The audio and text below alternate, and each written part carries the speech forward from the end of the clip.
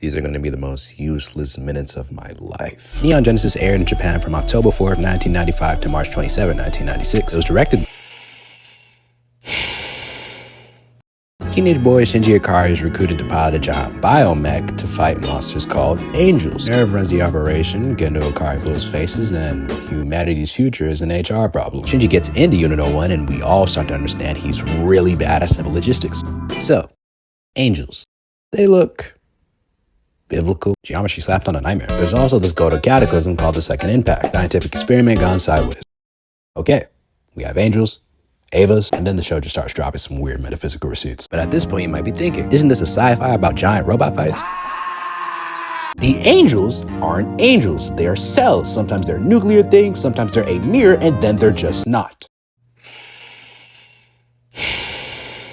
I'll keep it calm. Rei Ayanami, stoic, pale, compact mystery. Show telegraphs she's replaceable. Literally cloned. So is Rei a person, an instrument, or just a poster code for grief? All the above. And if you feel like you can't have an opinion, that's not your fault. Also, episode 23 shows the death/sacrifice of a Rei unit and the subsequent appearance of Rei.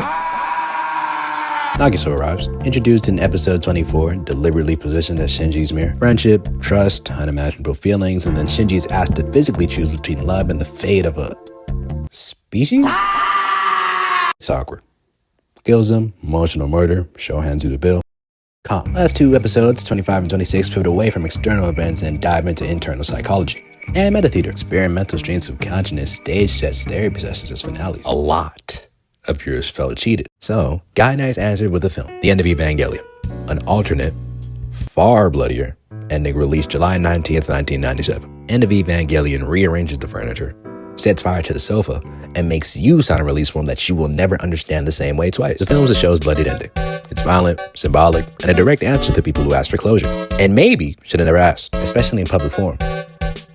Or whatever they're using back then.